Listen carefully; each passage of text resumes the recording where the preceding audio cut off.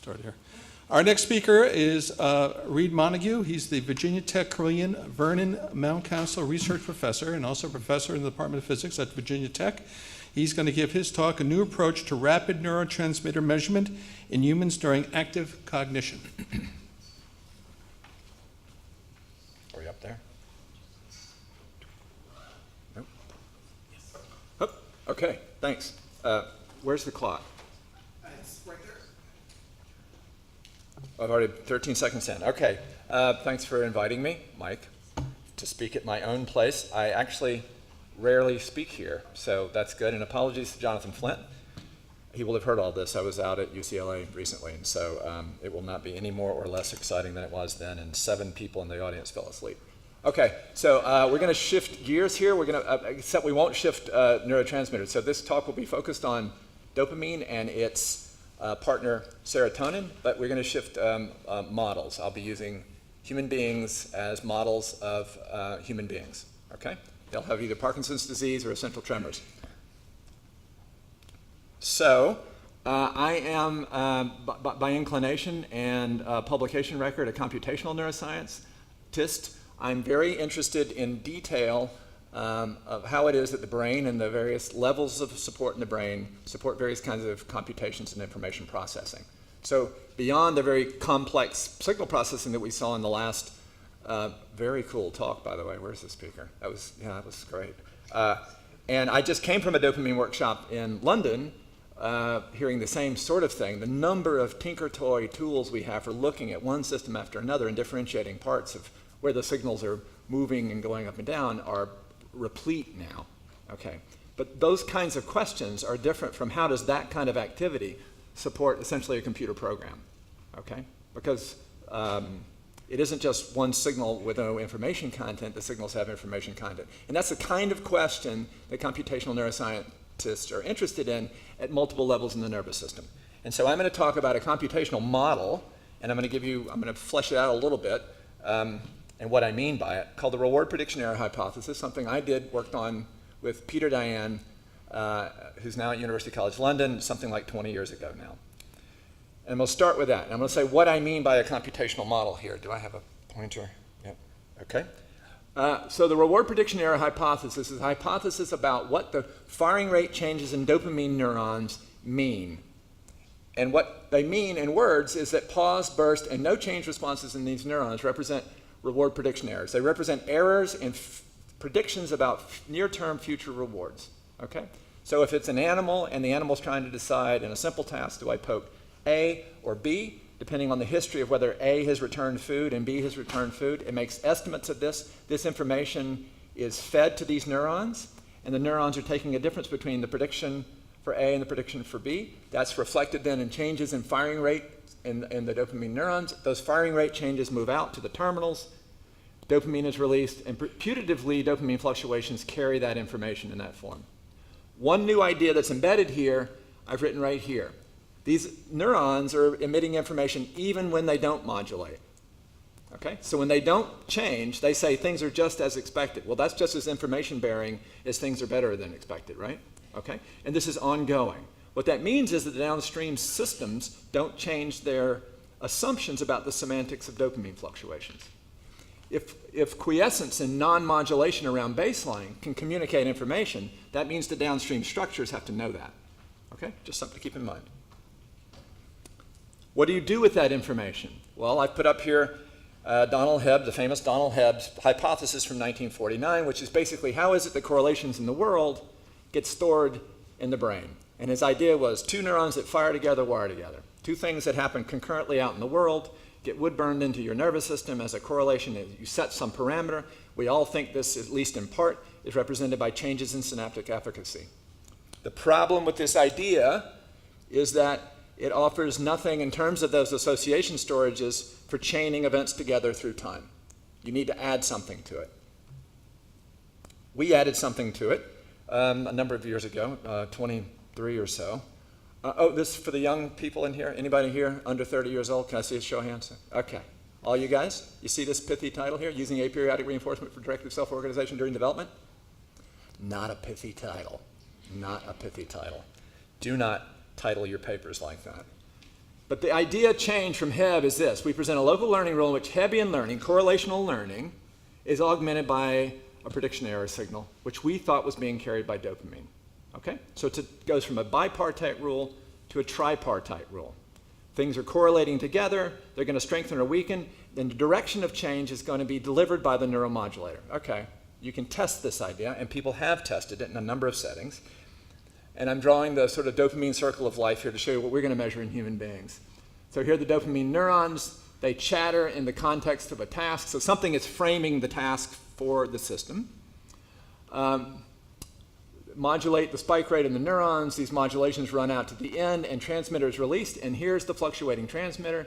And then anything where you were looking for correlations here can be stored as predictions if you use it as they correlate with this dopamine signal. That's the idea.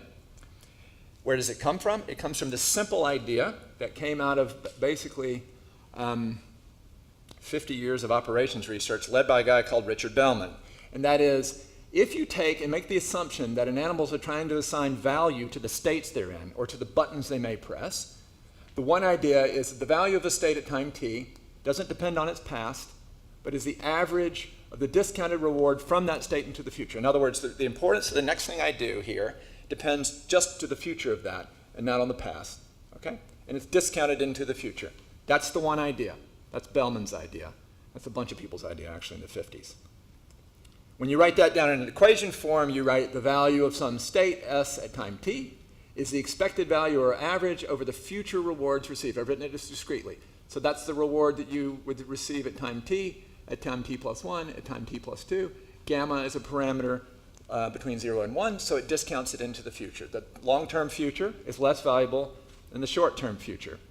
We heard a behavioral rendering of that earlier, and that way you can use that to look at disease states and the way people think about the future. Okay? When you make that assumption here, that equation also obeys this one.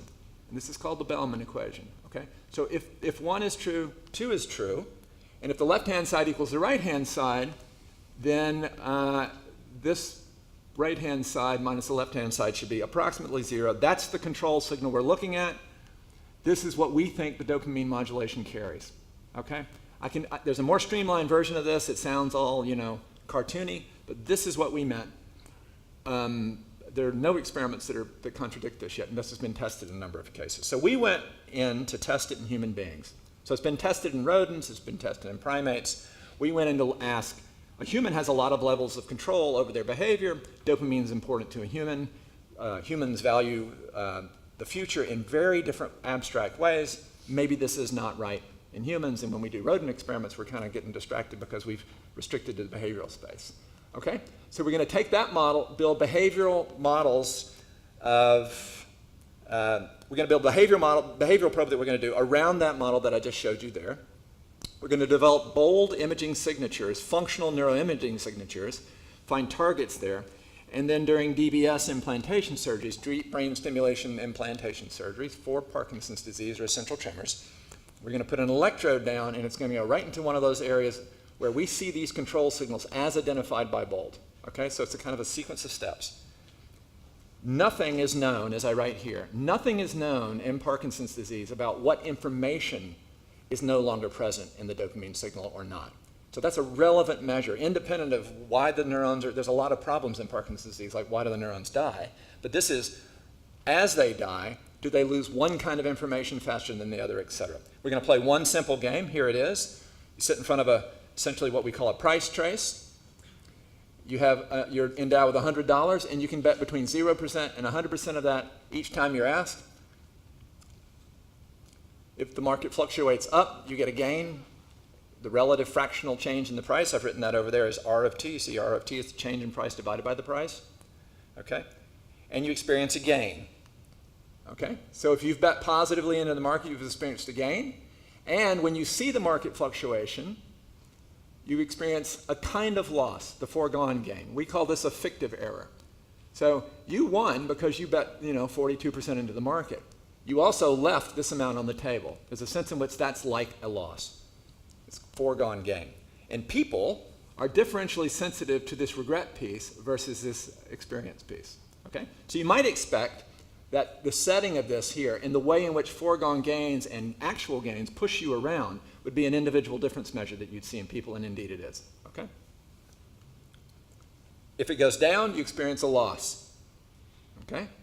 The amount you bet times the relative change in price, and then there's a foregone loss, which is also like a gain. It's like, whew, that's the amount you would have lost had you bet higher or had you bet in. Okay?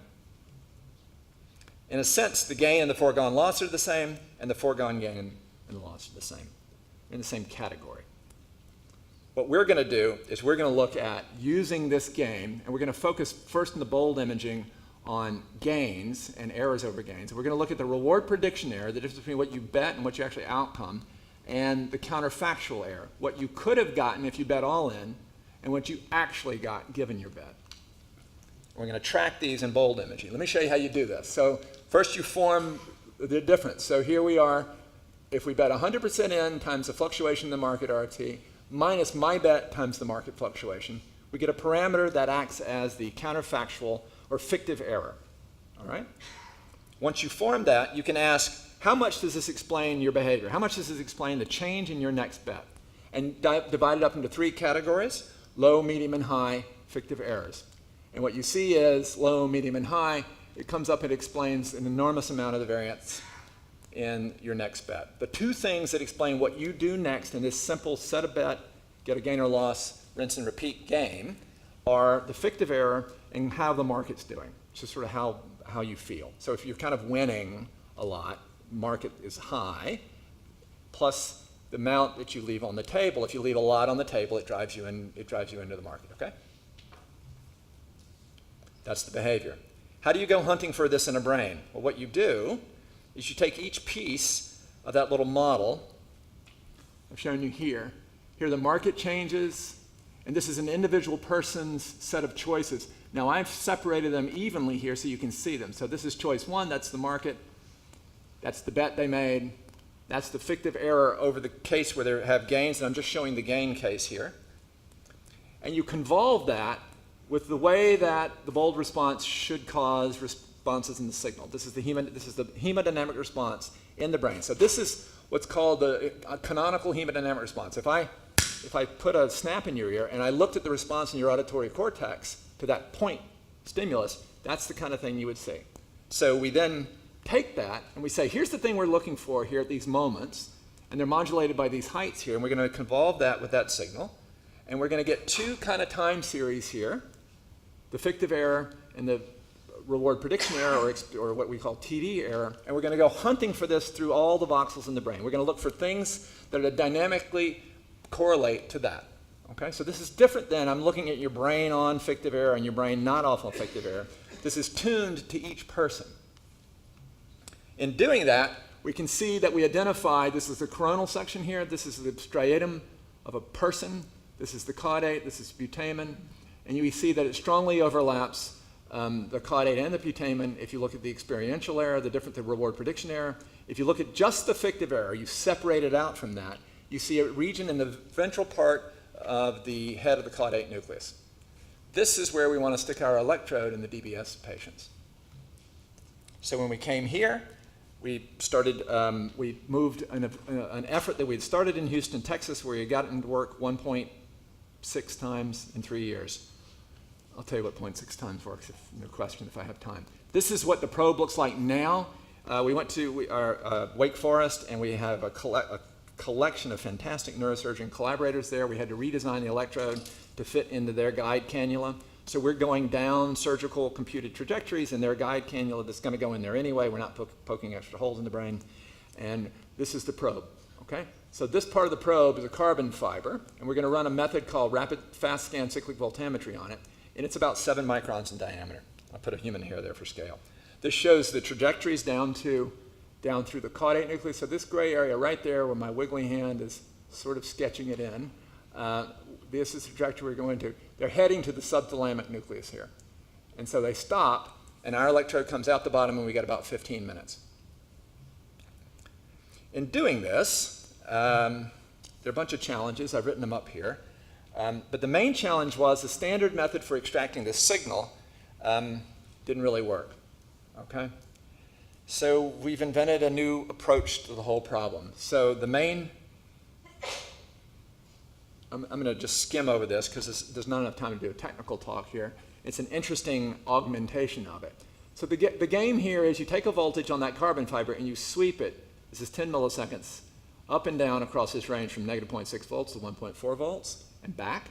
And then you wait 90 milliseconds, rinse and repeat. So you get one dopamine estimate every 100 milliseconds. When you use standard methods, and this is concentration, this is time on the x-axis, and this is concentration on the y-axis, and you see the concentrations that the model is trying to hit when it uses this signal here to try to extract it are these blue lines, and this is what the model is thinking that the dopamine is. Okay? This is our method where we use the inference part of the procedure. It's called the elastic net. I won't go through the details of it.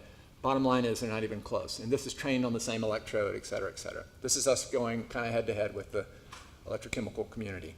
The method they use is unfortunately not a good method. It has a really high false positive rate, probably 80%. False negative rate, sorry. It has a very low false positive rate. I don't think they get things wrong. I think they just miss 85% of the time in the signal, okay? And in the event that you wrap a scientific story around that, then it's incomplete because you've missed 80% of the data.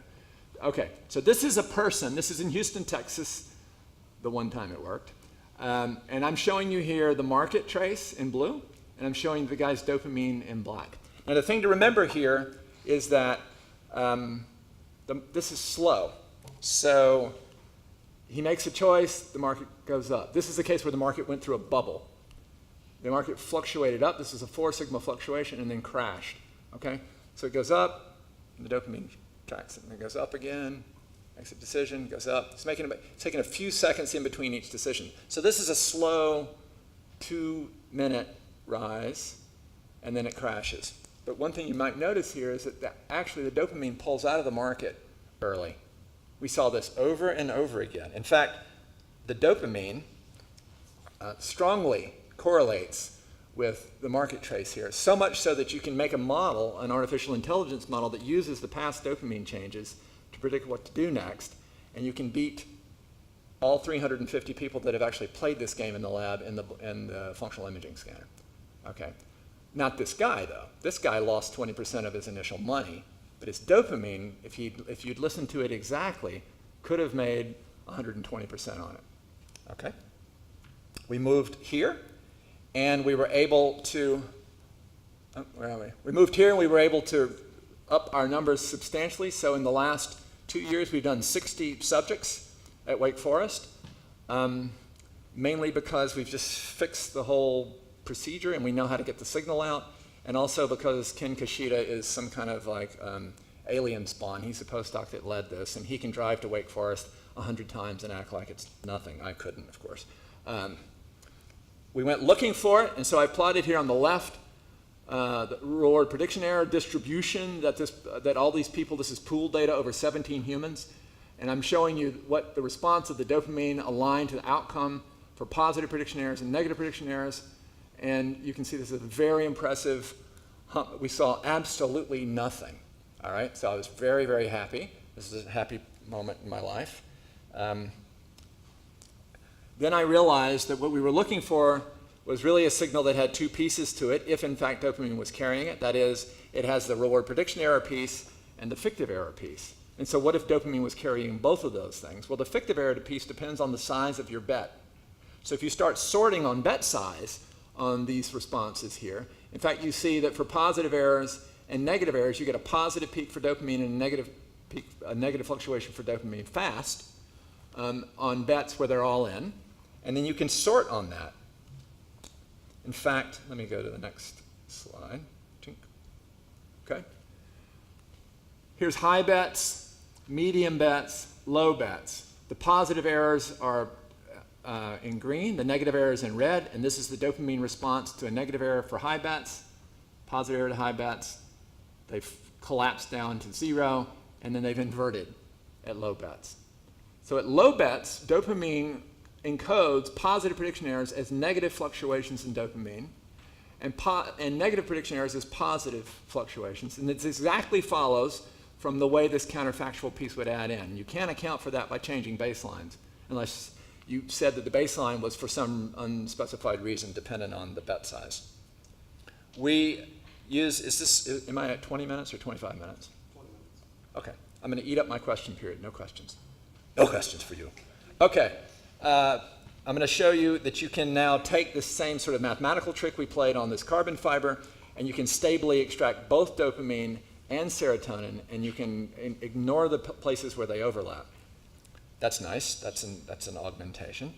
And here's sort of game here. So here's time on the x-axis, and here's change in current on the y-axis. So what you saw is that we're cycling the voltage on the electrode up and down, and this is taking a sawtooth wave. It induces a current in the electrode that's sort of wiggly, not linear, okay? What I'm showing you is that wiggly curve computed as a time derivative. So I'm showing you the rate of change of that wiggly current time series. That's what you're seeing on the on the y-axis here, and I'm showing you time on the x-axis. So this is the business end. This is the 10 millisecond duty cycle here. And I'm showing you in a flow cell what the little wiggles look like here, color-coded. And you can see, you can separate them here, but it's pretty small. Okay, this is in a flow cell, so this is a small signal detection problem. And here's the problem. With serotonin and dopamine, these humps are really close to one another. So if you were looking to separate those humps, if you're an amplitude guy, you'd never do it. They're interdigitated, but you can see that they're separate. So pick a color over here and wiggle that out with your hand, and you can see that if you could follow that, and so that's where modern machine learning methods come in. It lets us separate those two things. You can then show a calibration curve of the prediction of serotonin. Am I showing serotonin? Yeah, predicted serotonin on the vertical axis versus dopamine and serotonin. It's doing just what you might expect. It's tilted a little bit in one direction, but it's flat across there. So they're not interacting in some way. And so we can estimate serotonin, and can we now ask the question, well, what does serotonin do for this same collection of errors if we separate on the bet size? And the answer is the antipode to dopamine. Okay? So there's enormous literature, for those of you who know it, that would claim serotonin is about learning about aversive stimuli. It's learning to wait. In experiments where rodents are made to wait before they go to something, learned aversion or learned sort of patience, as it were, serotonin fluctuates. But what we see on this task in human beings with Parkinson's disease, serotonin now encodes positive prediction errors as a negative pulse, that's in whatever that is, and negative prediction errors as a positive pulse. So it's the opposite to dopamine, but it's not quite the exact opposite. I won't explore that here. And it has a bet dependence, just barely. So down here, the encoding of the negative errors goes from positive to negative for serotonin and vice versa for the, whatever you call that color, robin's egg blue. And let me just put them up against one another, and I'll finish with that. Okay, so here's us using the now mixture model, the model that recognizes both serotonin and dopamine. And now I'm going to ask, can I recapitulate the result that Ken Kashida showed us in the first 17 people off the mixture model? And the answer is yes. I can get a dopamine giving me a positive pulse to a positive error, a negative pulse to a negative error, and it inverts as the counterfactual piece gets big. And serotonin is the antipode to that. I'd like to thank people that have worked with me on this, and I'd especially like to thank the Ken Kashida is the trooper who's led the charge here. My collaborator, Paul Phillips, got me into this about 9 years ago. Rosalind Morin, who used to be here, who's now at the University of Bristol, has worked on the serotonin piece. So thanks for having me. 3 minutes.